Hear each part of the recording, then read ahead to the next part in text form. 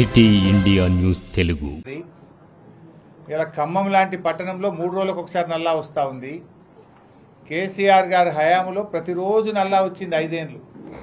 మీరు వచ్చి 3 నెలలు అయింది, ఇలా 3 రోజులకు ఒకసారి నల్లా వస్తుంది. ఇలా మీరు 100 రోజుల్లో చేస్తామన్న హామీలను అమలు చేయడంలో పూర్తిగా విఫలమైపోయింది. అంటే ఇలా కాంగ్రెస్ పాలన ఏంటంటే అక్రమ కేసులు బనాయించి ప్రతిపక్షాల మీద ఒత్తిడి పెట్టి కాంగ్రెస్ పార్టీలో చేర్చుకునే ప్రయత్నం చేస్తూ ఉన్నారు. ఎవరైనా పార్టీలో చేరమంటే వాళ్ళను రకరకాల వేధింపులకు గురి చేయడం, కేసులు పెట్టడం ఇవాళ కాంగ్రెస్ పార్టీ నైజంగా మారిపోయింది. ఇవాళ మా పటాన్చెరు శాసనసభ్యులు మహిపాల్ రెడ్డి గారి సోదరుడి ఇంటికి ఉదయం 3 గంటలకు 100 మంది పోలీసులు వెళ్ళి ఆయన అరెస్ట్ చేసే ప్రయత్నం చేసినారు. ఆయన ఏమన్నా బందిపోటా, టెర్రరిస్టా, రేపిస్టా? ఎందుకు 3 గంటల రాత్రి పోయి ఆయనను వందలాది మంది పోలీసులు పోయి అరెస్ట్ చేయాల్సిన అవసరం వచ్చింది? అంటే ఇది ఏంది? మీరు భయభ్రాంతులకు గురి చేసే ప్రయత్నం చేయడం.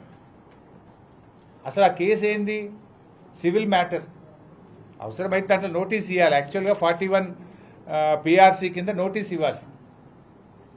నోటీస్ ఇవ్వకుండా, ఎఫ్ఐఆర్ కాపీ ఇవ్వకుండా మబ్బుల 3 గంటలకు 100 మంది ఎస్ఐలు, సిఐలు, కానిస్టేబుళ్లు వెళ్ళి ఇవాళ ఆయన అక్రమంగా అర్ధరాత్రి పూట అరెస్ట్ చేయాల్సిన అవసరం ఏమొచ్చింది అని మేము అడుగుతా ఉన్నాం. ఇలా అరెస్ట్ చేసేటప్పుడు కొన్ని విధానాలు ఉంటాయి కదా. నోటీస్ ఇవ్వాలన్నా వద్దా? ఎఫ్ఐఆర్ కాపీ ఇవ్వాలన్నా వద్దా? మబ్బుల 3 గంటలకు మీరు అరెస్ట్ చేస్తారు, 10 దాకా ఎఫ్ఐఆర్ కాపీ ఇయ్యరు అడిగితే. ఇది ఎక్కడి విధానమో అని మేము అడుగుతా ఉన్నాం. నేను పోలీస్ అధికారులను కూడా కోరుతా ఉన్నా, ఏ ప్రభుత్వం కూడా శాశ్వతం కాదు.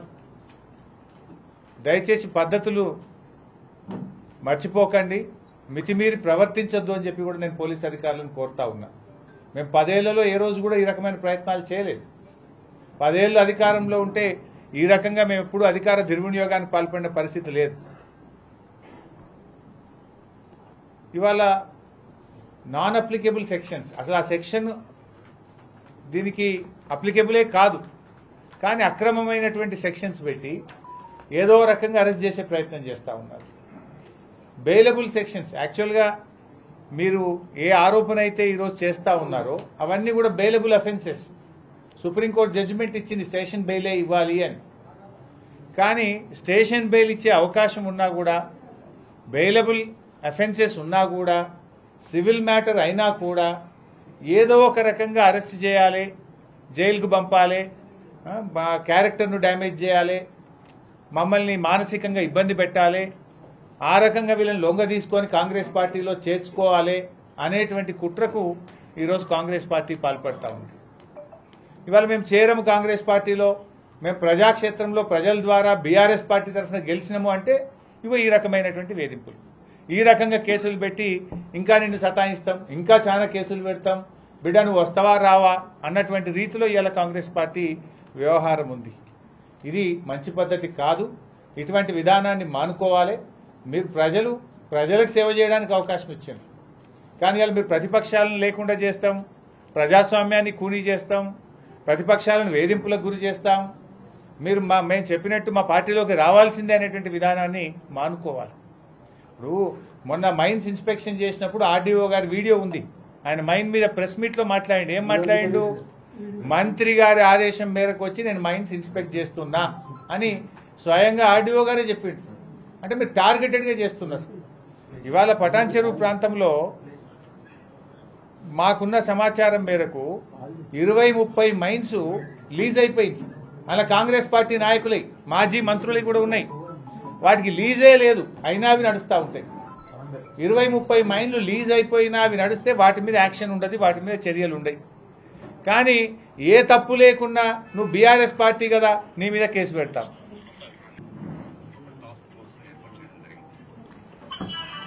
ఇంత టార్గెటెడ్గా మంత్రి గారి ఆదేశం మేరకు మేము చేస్తున్నాము అంటే ఇది ఏంది ఉద్దేశం? ఇది ప్రతిపక్షాలను లొంగ తీసుకోవడం, ప్రతిపక్షాల మీద బురద జల్లడం, ప్రతిపక్షాలను పార్టీలో చేర్చుకోవడం కోసం ఒక పథకం ప్రకారంగా వాళ్ళు ఈ ప్రయత్నం చేస్తూ ఉన్నారు. మరి ఇలా అనేక క్వారీలు లీజ్ అయిపోయినాయి, వాటిని ఎక్కడ టార్గెట్ చేస్తారు? అవన్నీ కూడా నడుస్తూ ఉన్నాయి, కాంగ్రెస్ పార్టీ నాయకులే నడుస్తూ ఉంటాయి, దాని మీద ఏం చేయరు. ఇక్కడ ఏ తప్పు లేకపోయినా, అన్ని అనుమతులున్నా ఏదో ఒక నెపం పెట్టి ఏదో ఒక తప్పును చిన్నది కూడా వెతికి వరుసగా కేసు మీద కేసు ఇప్పటికి మూడో కేసు ఇది 3 ఎఫ్ఐఆర్లు నమోదు చేసింది ఇప్పటికి. అంటే ఒక కేసు తర్వాత ఒకటి పెడుతూ వేధించేటువంటి ప్రయత్నానికి ఇవాళ కాంగ్రెస్ పార్టీ ప్రయత్నం చేస్తాం. ప్రజా సమస్యలు గాలి కొదిలేసింది, ప్రజా సమస్యలు పట్టించుకోవడం లేదు. ప్రజలకు ఇలా పంటలు ఎండిపోతా ఉన్నాయి రాష్ట్రంలో, దాని గురించి మీకు పట్టించుకునే టైం లేదు. ఇలా తాగునీరు రావడం లేదు, ఆసుపత్రుల్లో సేవలు ఇబ్బందికరమైపోయింది. ఇలా ప్రజలు అనేక సమస్యలు ఎదుర్కొంటా ఉన్నారు.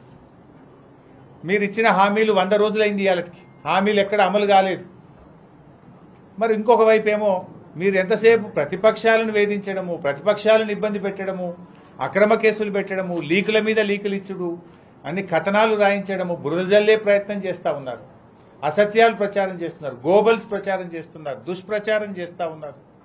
తప్పుడు వార్తలను సోషల్ మీడియా ద్వారా ప్రజలకు పంపడం, మీడియా హౌసెస్ ద్వారా లీకులు రాయించడం, చిట్ చాట్ల రూపంలో లీకులు రాయించడం, ఇది ఒక రకంగా ఏంటంటే ప్రతిపక్షాల మీద బురద జల్లే ప్రయత్నం. ఎంతకాలం చేస్తారు మీరు?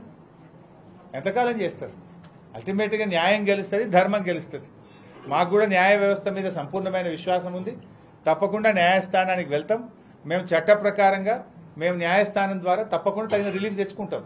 నువ్వు 4 రోజులు ఇబ్బంది పెట్టవేమో, అక్రమ కేసులు పెట్టి 4 రోజులు మమ్మల్ని వేధిస్తావేమో, బట్ అంతిమంగా గెలిచేది న్యాయం గెలుస్తుంది, ధర్మమే నిలుస్తుంది. మాకు ఎందుకంటే మేము తప్పు చేయలేదు కనుక, న్యాయం మీద, న్యాయ వ్యవస్థ మీద మాకు విశ్వాసం ఉంది కనుక తప్పకుండా న్యాయ పోరాటం చేస్తాం. మేము న్యాయస్థానం ద్వారా తగిన రిలీఫ్ను కూడా పొందుతాం. కానీ మీరు చేసేటువంటి కుట్రలను కూడా రేపు ప్రజాక్షేత్రంలో కూడా తీసుకుపోతాం. ఏ రకంగా ఇలా అక్రమంగా మైనింగ్ జిల్లాలో నడుస్తుందో, ఏ రకంగా కాంగ్రెస్ పార్టీ నాయకుల క్వారీలు నడుస్తూ ఉన్నాయో, వాటికి అనుమతులు లేకుండా మిగతా క్వారీలు నడిస్తే దాన్ని ముట్టుకోకుండా బీఆర్ఎస్ పార్టీ నాయకులు న్యాయబద్ధంగా ఏదైనా పనిచేస్తే కూడా ఏ రకంగా మీరు అక్రమ కేసులు పెట్టి మమ్మల్ని వేధిస్తున్నారో తప్పకుండా రేపు ప్రజల్లోకి తీసుకెళ్తాం, ప్రజాక్షేత్రంలో వివరిస్తాం. ప్రజాక్షేత్రంలోనే కాంగ్రెస్ పార్టీకి శిక్ష పడే విధంగా చేస్తాం.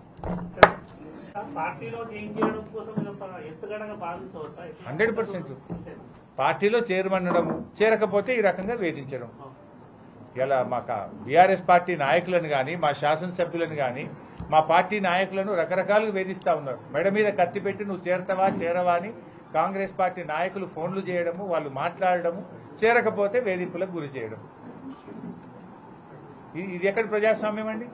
ప్రజాస్వామ్యంలో ప్రతిపక్షాలు ఎంత బలంగా ఉంటే ప్రజాస్వామ్యం అంత బలంగా ఉంటుంది. మీరు ఇవాళ మెడ మీద కత్తి పెట్టి కేసులు పెట్టమని, కుటుంబ సభ్యులను వేధిస్తామని, మీ కుటుంబ సభ్యుల మీద అరెస్ట్ చేస్తామని, మానసికంగా దెబ్బతీసే ప్రయత్నం చేసి ఇవాళ ప్రలోభాలకు గురి చేసి ఇవాళ మీరు ప్రలోభ పెట్టి పార్టీలో చేర్చుకునే ప్రయత్నం చేస్తున్నారు.